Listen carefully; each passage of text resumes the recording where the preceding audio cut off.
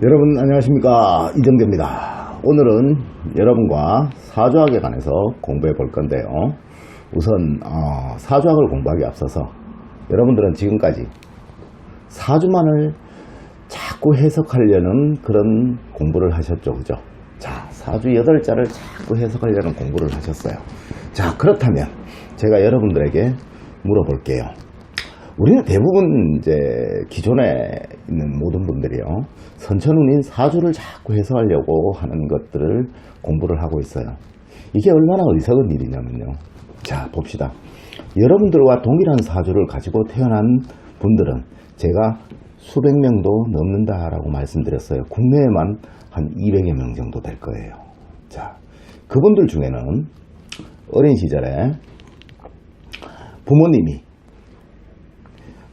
운동선수로 운동 쪽에 아주 관심이 많으셔갖고 어린 시절부터 운동을 가르쳐서 지금 운동선수로 쭉 나가셨던 분들도 계실 거예요.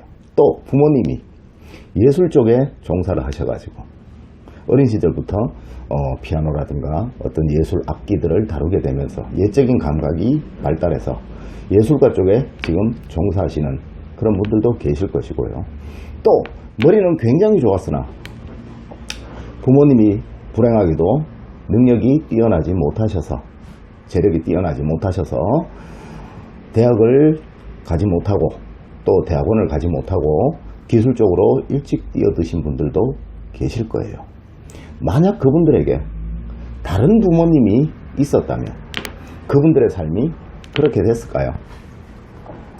제가 생각하기에는 절대로 그렇게 되지 않았다라고 생각합니다. 아마 머리가 좋았던 그분은 좋은 부모님 아래서 태어나셔갖고 능력이 있는, 좋다라는 게 그런 뜻은 아닙니다. 능력 있는 부모님 아래서 태어났다면 아마 굉장히 뛰어난 능력을 발휘했을 수도 있을 것이고요.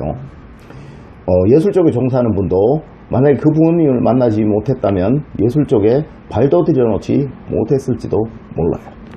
또 여러분들이 성인이 되고 결혼을 하고 나서 좋은 배우자를 만나서 행복한 가정을 꾸리고 살아가시는 그런 분들도 있을 거예요. 그런데 불행히도 배우자가 아주 엉터리 같은 사람이라서 가정이 깨어지고 삶이 어그러지는 그런 분들도 있을 거예요. 남녀 공이 다 해당하는 사항입니다. 남자 역시도 좋은 배우자, 좋은 처를 만났어야 되는데 그 처를 잘못 만나서 가정이 깨어진 경우도 있었을 거고요. 또 이렇게 생각해 보세요. 지금 여러분들 주변에 있는 어떤 어려움이 있죠, 그죠? 그 어려움이 여러분들로 인해서 생겨난 어려움인가 한번 생각해 보세요. 대부분의 것들이요, 여러분보다 여러분 주변의 사람들로 인해서 생겨나는 어려움입니다. 그렇다면 그 주변에 있는 인한 어려움으로 인해서 여러분들이 고통을 받는 거예요. 그러다 보면 여러분들의 삶이 힘들어지기도 하고 또 주변의 사람들의 도움으로 인해서 여러분들이 성공하기도 합니다. 대부분의 성공한 사람들에게 물어본다면 그분들은 그렇게 말씀하실 거예요. 나 혼자 힘으로는 그렇게 되지 못했다. 누군가가 그 사람에게 큰 영향을 줬다라는 거죠. 그러면 이건 어떻게 해석을 할 건가요? 동일한 사주를 가진 수백 명의 사람들이 동일하게 주변에 어떤 도움을 받아서 성공을 하고 또 배우자를 잘못 만나서 이혼을 하고 이렇게 되나요? 이렇게 공부를 하니까 여러분들이 점쟁이 소리를 듣고 점쟁이가 돼버리는 겁니다. 바보죠. 이렇게 공부를 해서는 안 돼요. 그래서 우리 사주학에서는요, 두 사람의 궁합을 중요시 여긴 거예요. 자, 양이라는 여러분의 삶에 음이라는 부모님이 다가와서 만들어낸 결과가 어린 시절의 여러분이었고요. 양이라는 여러분들의 삶에 음이라는 배우자의 삶이 다가와서요, 결혼을 해서 만들어낸 결과가 현재 여러분들의 가정이라는 삶입니다. 직장 역시도 마찬가지겠죠. 그래서 이 궁합이라는 건요, 남녀 사이에만 보는 것이 아니고 부모님과 나, 또 배우자 간에, 또 친구 사이에도 보고요, 직장의 상사와 아랫사람 간에도 궁합을 봅니다. 삼성의 이건희 씨가, 삼성의 최초의 이병철 씨가 본인의 힘으로 저 삼성가를 만들었을까요? 현대의 정주영 씨가 본인의 힘으로 현대가를 만들었을까요? 절대 그렇지 않습니다. 그분에게는 아주 뛰어난 주변의 후원가들, 궁합이 잘 맞는 사람들이 모였기 때문에 시너지 효과가 발휘가 된 겁니다. 우리 사주학은 이것을 밝히는 학문이에요. 자, 그렇다면 현재 여러분들의 삶은 어린 시절 부모님과 여러분들의 사주의 결합과 지금 혹시 뭐 결혼을 하셨다면 배우자와 여러분들의 결합이 합쳐져서 드러난 결과가 현재 여러분들의 삶이라는 겁니다. 그러면 앞으로 다가올 삶 역시도 지금 현재 여러분과 또 여러분의 배우자가 만들어가는 삶 아닙니까? 그죠? 그렇다면 두 분의 결합을 판단해야 되겠죠. 선천운이라는 여러분의 사주에 후천운이라는 배우자의 사주를 결합해서 만들어낸 결과가 앞으로 다가올 여러분들의 삶일 거잖아요. 만약에 여러분들이 앞으로 부자가 된다면, 재벌이 된다면 그거는 여러분들의 능력만으로 만들어지는 것이 아닙니다. 반드시 여러분들의 뛰어난 배우자가 있었기 때문에 반은 배우자의 덕이라는 거죠. 여러분들이 망해서 죄송합니다만 거지가 된다면 그렇게 된 것도 반은 배우자의 잘못이다라는 거죠. 그래서 우리 동양학, 사주학에서는요, 본인의 사주와 배우자의 삶을 반드시 결합을 해서 봤다는 거죠. 자, 여러분들은 지금부터 결합의 첫 발을 디디게 될 겁니다. 결합의 첫 발을 디디게 되면서 사주학이 어떤 것인가에 관해서 이제 눈뜨기 시작하실 건데요. 한번 지켜보도록 할게요. 자, 봅시다. 무진기미 갑신 기사라는 저 남자와 갑자 병자 계묘 정사라는 이 여자분이 두 분이 결혼을 했습니다. 실제 있는 인물들입니다. 이분들은 2015년도에 결혼을 했는데요. 첫 운이 임술과 계유대운입니다. 두 번째 운은 계해와 계유대운입니다. 현재 속해 있는 운은 20년이니까 임술과 계유대운의 마지막 운입니다. 다음 이제 내년부터는 계해와 계유운으로 넘어가겠죠. 그때 어떠한 변화가 생겨나게 되는가를 해석하는 겁니다. 그것이 사주학이라는 거죠. 자, 이 두 분들은 임술과 계유운에서 8년간 겹치는 그런 삶을 살게 되고요. 그 대운에서 왜 사주와 성명은 고정되고 있지만요, 배우자의 운과 나의 운이 서로 계속 엇갈려가면서 변화를 하기 때문에 삶의 변화가 생겨나는 겁니다. 여러분들은 그래요. 결혼할 때는 천하 없어서 좋아서 결혼을 합니다. 그런데요, 결혼하고 나면 이혼도 하게 되고 서로 싫어지기도 하고 막 그럽니다. 왜? 운의 행로가 바뀌니까 그런 거예요. 봄이 가고 여름이 오니까 봄에 입었던 옷들이 여름엔 더운 거예요. 여름이 가고 가을에 오니까 여름에 입었던 옷들이 가을에는 추운 겁니다. 그러니까 옷을 바꿔 입겠죠. 그러나 배우자는 바꿀 수 없잖아, 그죠? 이 운에 의해서 내 삶이 정해지는 겁니다. 그 운들을 해석하는 것을 사주학이라고 합니다. 그렇다면 선천운인 여러분들의 사주와 후천운인 배우자의 사주를 서로 결합하는 이러한 방법들을 이해를 하셔야 된다는 거예요. 그렇지 않으면 여러분들은 계속 그냥 점술로 공부할 수밖에 없는 겁니다. 추측이죠. 이 사람 사주에는 아무것도 나타나지 않습니다.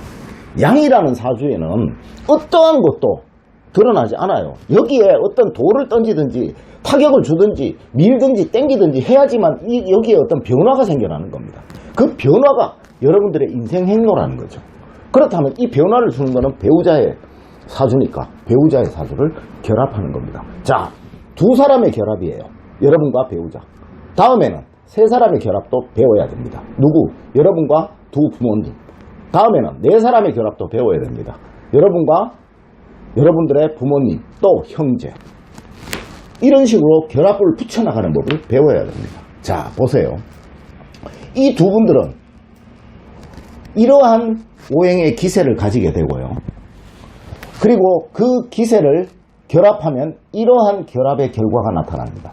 여기에 이 띄워진 부분들은 우리 인생의 변환점이다 라고 얘기를 하는 건데요. 변환점에 관해서는 제가 여러분들한테 교육을 시켜드렸어, 그죠? 못 보신 분 있다면 다시 한번 보시고 오세요. 변환점은 인생이 변하는 행로입니다. 인생이 변하는 행로라는 것은 내 삶이 바뀌는 시기라는 거죠. 지금까지의 삶에서 전혀 다른 삶의 형태로 바뀌는 시기라는 거예요. 그래서 그걸 기술적으로 우리 사주의 기술학적으로는 결합을 다르게 해서 그 결과치를 산출해내는데요. 이 두 분이 결합을 하고 나면 어떠한 결과를 산출해내냐면 이러한 결과를 산출해냅니다. 13년부터 20년까지 이 사람들의 재우는 이러한 등급을 가지게 되고요. 관우는 이러한 등급, 제 명예운은 이러한 등급, 건강운은 이러한 등급, 자식운은 이러한 등급, 그리고 가족은 이러한 등급, 사회성은 이러한 등급들을 가지게 되는 거예요. 이렇게 정확한 수치로 산출해내는 겁니다. 자, 여기에서 우리 오행학에서는요, 사주학에서는 1, 2, 3등급, 여기 나타나는 1, 2, 3은 아주 좋은 거라고 얘기를 하고요. 4, 5, 6은 보통, 6, 7, 8은 아주 나쁜 거다라고 얘기를 하는데요. 자, 봅시다. 남자 같은 경우는 5등급이니까 재운이 보통이죠. 이 사람은 그저 평범한 금전운을 가지고 있는 거예요. 그런데 여자분 같은 경우는 2등급이니까 재운이 아주 뛰어나죠. 이분 같은 경우는 금전적으로 아주 풍족하게 잘 벌고 있는 겁니다. 이렇게 정확하게 사주를 해석해내는 거예요. 그래서 이러한 결과들이 이 두 사람이 인생이 마치는 시기까지 이렇게 풀어내는 겁니다. 그리고요, 옛날에 우리 사주학에서는 궁합을 봤다 그랬죠.